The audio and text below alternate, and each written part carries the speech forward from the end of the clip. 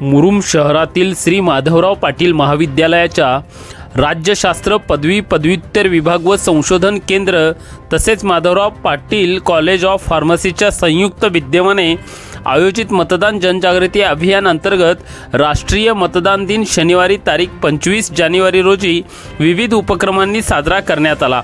यावेळी उपप्राचार्य डॉक्टर चंद्रकांत बिराजदार यांच्या हस्ते मतदान जनजागृती अभियानाच्या पत्रक व भिंतीपत्रकाचे प्रकाशन करण्यात आले।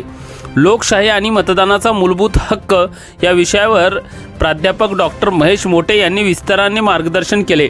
यावेळी चंद्रकांत बिराजदार म्हणाले की युवकांनी मतदानाचा अधिकार हे घटनात्मक व मूलभूत अधिकार असल्याने या अमूल्य अधिकाराचा वापर अतिशय जबाबदारीने पार पाडला पाहिजे।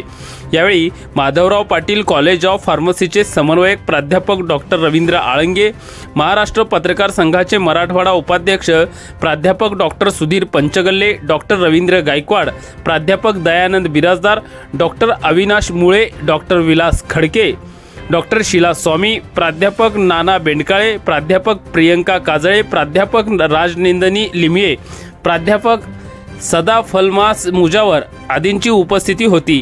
या प्रसंगी सामुदायिक मतदान प्रतिज्ञेचे वाचन कुमारी प्रियंका मुंडासे यांनी केले।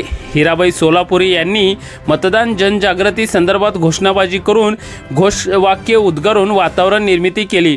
नागरिकांनी मतदान का करावे या पत्रकाचे लेखन कुमारी दिव्या सूर्यवंशी यांनी केले। भारतीय लोकशाही आदर्श हे भिंतीपत्रक कुमारी प्रीती मुंडासे यांनी बनवले। आरती कांबळे, किशोर कारभारी, सलोनी वाघे, नवीलाल जमादार, दिनेश गडवे, प्रभाकर महिंद्रकर आदींनी पुढाकार घेतला। कार्यक्रमाचे प्रास्ताविक डॉक्टर साहेबण्णा घोडके यांनी केले। सूत्रसंचालन डॉक्टर नागनाथ बनसोडे तर आभार प्राध्यापक पायल अंबर यांनी मांडले। यावेळी महाविद्यालयीन विविध शाखेचे विद्यार्थी विद्यार्थिनी बहुसंख्येने उपस्थित होत्या।